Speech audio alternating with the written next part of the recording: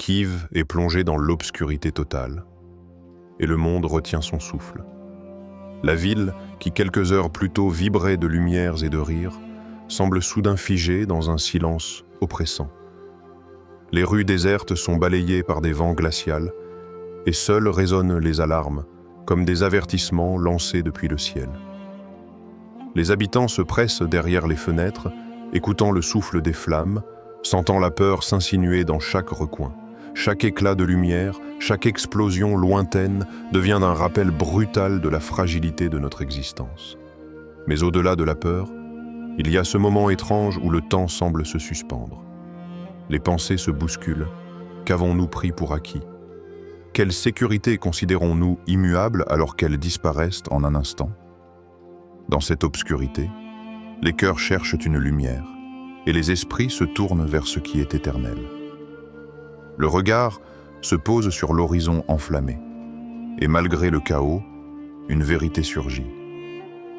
Rien de matériel ne dure, mais l'âme, elle, peut rester intacte si on lui permet de s'éveiller. Les flammes illuminent les silhouettes des toits, transformant la ville en un paysage irréel, presque apocalyptique. Et dans ce décor, chaque bruit devient un symbole, chaque cri un message. Le spectateur ressent cette tension. La peur d'un instant peut tout engloutir, mais c'est dans ce même instant que l'humanité révèle sa résilience, sa capacité à voir au-delà des murs effondrés et des lignes électriques détruites. Alors que la nuit avance et que les étoiles disparaissent derrière les nuages de fumée, une question s'impose.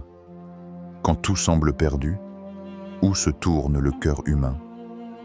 Quelle lumière intérieure peut illuminer la nuit la plus noire? Ici commence notre voyage, au cœur du chaos, mais aussi au seuil de la conscience, là où la peur et la foi se rencontrent, là où la destruction devient un miroir de notre propre fragilité et de notre potentiel de renouveau. Les sirènes hurlent comme des bêtes sauvages à travers la capitale ukrainienne. Leurs cris perçants résonnent dans chaque ruelle, chaque appartement, chaque cœur battant de peur. Kiev, habituellement pleine de vie, est soudain réduite à un silence inquiétant entrecoupé de détonations lointaines. Les installations énergétiques, ces piliers invisibles mais indispensables de la ville, sont frappés avec une précision glaciale. Le choc est immédiat. Les lumières s'éteignent, les écrans s'assombrissent et le pouls de la ville ralentit sous le poids de l'incertitude. Au milieu de cette obscurité, les flammes surgissent comme des spectres rouges et oranges, déchirant le ciel nocturne. Les bâtiments, jadis symboles de sécurité et de routine, deviennent des formes méconnaissables, noircies et fumantes. Chaque explosion résonne comme un rappel brutal que tout ce que nous tenons pour acquis peut disparaître en un instant. La peur s'infiltre dans les foyers, mais aussi dans l'âme. La destruction matérielle expose notre vulnérabilité, mais révèle aussi une vérité plus profonde. Et pourtant, même dans ce chaos apparent, une étrange clarté émerge. Le cœur humain, lorsqu'il est confronté à l'imprévisible, devient un observateur silencieux de sa propre existence. On voit des familles se rassembler, des voisins s'entraider, des mains se tendre dans l'urgence. L'esprit humain, bien que témoin de la destruction, commence à chercher un sens, une direction. Chaque étincelle dans le ciel, chaque cri, chaque effondrement devient un rappel que la vie peut basculer en un instant, mais que la conscience, elle, reste éveillée. La ville, figée dans le chaos, devient ainsi un miroir de notre propre fragilité et de notre capacité à rester debout face à l'adversité. Le pouvoir et la force brute peuvent remodeler le monde extérieur, mais l'âme, elle, demeure capable de percevoir la lumière même dans la nuit la plus noire. Kiev brûle, mais ses habitants, eux, commencent déjà à sentir cette lumière intérieure qui ne peut être détruite. L'élément intrigant ou dérangeant dans le silence pesant qui suit les explosions, alors que les flammes lèchent le ciel nocturne, une autre scène se joue dans l'ombre, celle de la solidarité humaine. Les habitants, paniqués et épuisés, cherche refuge. Mais dans ce chaos se révèle quelque chose de plus puissant que la peur elle-même. Des mains se tendent à travers les décombres, des voisins cèdent à franchir les rues noires et silencieuses, des inconnus partagent une nourriture, eau et chaleur humaine. Dans cette obscurité, chaque geste devient une lumière fragile, mais persistante, défiant la violence qui menace de tout consumer. Ce contraste saisissant et dérangeant et fascinant à la fois. Au moment où la ville semble être engloutie par le désastre, l'âme humaine se révèle dans sa grandeur. La destruction physique ne suffit pas à écraser ce qui est intangible. L'empathie, la compassion, l'entraide. La peur, loin de paralyser, devient un catalyseur, transformant les habitants en acteurs d'une force silencieuse, mais irrésistible. Les cris et les sirènes ne sont plus que des arrière-plans sonores. Le véritable spectacle se joue dans ces gestes simples mais essentiels, qui prouvent que même dans l'ombre la plus noire, la lumière peut briller. Spirituellement, cette scène révèle un éveil latent. La tragédie devient un miroir. Ceux qui savent regarder avec le cœur perçoivent l'essentiel. Les biens matériels, l'électricité, les bâtiments, tout cela peut disparaître en un instant. Mais la solidarité, la foi, la présence de l'autre sont des forces qui ne s'éteignent jamais. Chaque sourire offert, chaque main serrée, chaque souffle partagé rappelle que l'être humain est capable de transcender la peur, que la lumière intérieure peut illuminer même les nuits les plus sombres. Ainsi, au milieu de la destruction et du chaos, un enseignement profond émerge. C'est dans l'adversité que la beauté de l'âme se révèle. Kiev, malgré ses flammes et son silence oppressant, devient le théâtre d'un miracle invisible, la résilience spirituelle de ses habitants, le rebondissement ou vérité inattendue. Au milieu des flammes et de l'obscurité, une vérité inattendue émerge, subtile mais puissante. Alors que Kiev vacille entre destruction et chaos, les habitants commencent à comprendre quelque chose que la routine quotidienne avait trop souvent caché.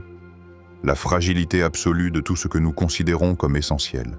Les bâtiments s'effondrent, les lignes électriques sont réduites au silence, et les rues autrefois animées deviennent des corridors de désolation. L'électricité disparaît, les écrans s'éteignent, et avec eux, l'illusion de contrôle que nous avions sur notre monde. Ce qui semblait indispensable, le confort, la sécurité, la prévisibilité de la vie quotidienne, s'évapore en un instant. La peur initiale laisse place à un silence étrange, presque solennel, où chaque battement de cœur résonne comme un rappel de notre propre vulnérabilité. Les gens regardent autour d'eux, réalisant que rien de matériel ne peut jamais garantir la paix, et que tout ce qui peut brûler ou tomber un jour n'est pas réellement à nous. Mais dans cette révélation, il y a un tournant inattendu. Car si tout disparaît, quelque chose demeure immuable. La lumière intérieure de chaque âme, cette étincelle de foi et de conscience que personne ne peut effacer. Dans la nuit noire, certains se tournent vers Allah avec une intensité nouvelle, cherchant réconfort et guidance. Ce qui semblait être une tragédie devient alors un catalyseur de compréhension spirituelle. Les possessions matérielles s'effacent, mais la lumière intérieure reste inébranlable. Le rebondissement est subtil mais bouleversant. La véritable richesse n'est pas dans ce qui peut être détruit, mais dans ce qui est éternel. La ville brûle, mais l'âme, elle, commence à percevoir ce qui ne peut jamais être pris. Et dans ce contraste entre l'éphémère et l'éternel, une leçon surgit avec une clarté inattendue. La fragilité du monde matériel révèle la solidité de la foi et de la conscience de notre Créateur, analyse des implications profondes. Chaque explosion, chaque flamme qui dévore la ville n'est pas seulement un événement extérieur. C'est un miroir qui reflète l'âme humaine. Alors que les murs s'effondrent et que l'électricité disparaît, une vérité silencieuse se fait sentir dans le cœur de chacun. Allah nous rappelle, à travers ce chaos, que la sécurité n'est jamais garantie, que nos certitudes peuvent disparaître en un instant. Les possessions, les routines, les repères matériels, tout ce que nous croyons immuable peut être balayé comme poussière dans le vent. Et pourtant, cette fragilité n'est pas une condamnation. C'est un appel, un signal pour que l'humanité regarde au-delà du tangible et retrouve la profondeur de son esprit. Dans l'épreuve, la peur n'est pas la fin, mais un guide subtil vers la conscience. Elle révèle ce qui est vraiment important, la foi, l'amour, la compassion. Ceux qui se tournent vers Allah dans ces moments comprennent que la vraie sécurité ne réside pas dans les murs ou les lumières, mais dans la connexion avec le Créateur et avec les autres êtres humains. Chaque geste de solidarité, chaque prière murmurée dans l'ombre devient un témoignage de la force intérieure qui ne dépend d'aucune circonstance extérieure. Et c'est ici que l'humanité trouve sa grandeur. Face à la destruction et à l'incertitude, le cœur se durcit peut-être en surface, mais l'âme s'élève. Les événements tragiques ne sont pas que des catastrophes physiques. Ils deviennent des révélations spirituelles, des invitations à se recentrer sur ce qui ne s'éteint jamais.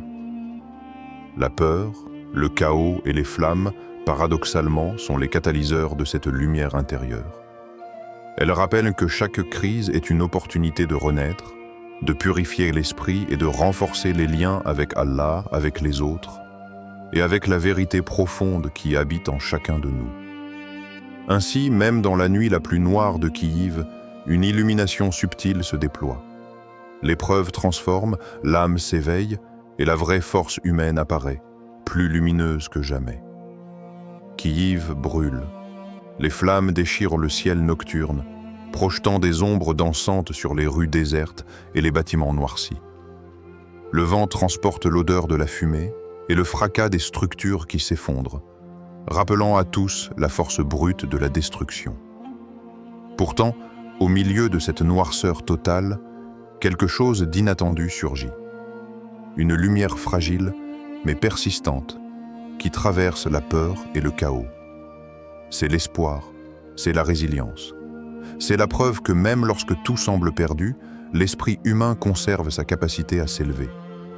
Dans ces moments de désolation, la ville devient un théâtre de miracles invisibles. Des familles qui n'avaient jamais imaginé se soutenir mutuellement découvrent une force commune. Des étrangers se tendent la main, partageant ce qu'ils ont, et chaque geste, chaque regard devient un phare dans la nuit. La destruction matérielle est totale, mais l'âme humaine, elle, reste intacte, capable de lumière, capable d'amour, capable de foi. Il devient clair que les flammes peuvent être consumées les murs et les routes, mais elles ne peuvent pas éteindre ce qui vit à l'intérieur de nous. La leçon, brûlante et lumineuse, se révèle dans cette dualité. La tempête la plus violente ne peut annihiler la lumière divine qui réside en chacun. Chaque cœur qui bat, chaque souffle pris dans la peur et l'incertitude est une affirmation que l'être humain peut se reconnecter à Allah, même dans les circonstances les plus désespérées. La destruction devient un catalyseur de conscience, et la ville elle-même, avec ses flammes et ses ruines, se transforme en symbole de renaissance spirituelle. Ainsi, au cœur de la nuit la plus noire, une vérité s'impose avec une force inattendue. La lumière intérieure de l'homme ne dépend ni des murs, ni de l'électricité, ni de la sécurité apparente. Même dans les pires tempêtes, l'esprit humain peut trouver sa lumière divine. Et cette lumière, une fois reconnue, ne s'éteint jamais. Conclusion impactante. Dans ce chaos, une vérité éternelle se révèle avec une clarté douloureuse mais nécessaire. Rien sur terre n'est permanent.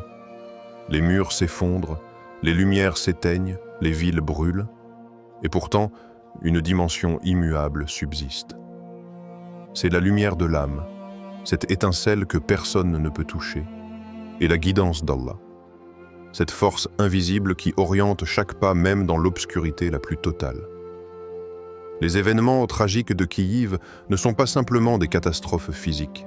Ils sont des rappels vibrants de notre fragilité, mais aussi de notre potentiel inexploité. Chaque explosion, chaque feu, chaque silence soudain devient un un appel à regarder au-delà du matériel et à reconnecter notre conscience avec ce qui est véritablement éternel. La tempête extérieure est une métaphore de la tempête intérieure. Lorsque tout semble perdu, lorsque la peur menace d'engloutir le cœur, c'est l'âme éveillée et la foi en Allah qui permettent de retrouver la stabilité. Les flammes peuvent consumer les maisons, mais elles ne peuvent jamais consumer la lumière qui réside dans ceux qui choisissent de rester connectés à leur essence divine. Face à ces épreuves, un choix s'impose à chacun. Rester prisonnier de la peur et du désespoir, ou embrasser cette lumière intérieure qui guide, soutient et apaise. La tempête devient alors un révélateur, un miroir qui nous montre que la véritable sécurité ne réside pas dans ce que nous possédons, mais dans ce que nous cultivons à l'intérieur. La foi, la patience, la compassion et la force spirituelle. Ainsi, même au cœur de la nuit la plus noire, lorsque tout semble perdu autour de nous, une lumière demeure. Elle est éternelle, invincible et profondément personnelle. C'est elle qui transforme la peur en courage, la destruction en renaissance et l'adversité en éveil spirituel. Face au chaos, choisis cette lumière intérieure, car c'est elle seule qui te guidera et t'élèvera, même lorsque le monde autour de toi s'effondre.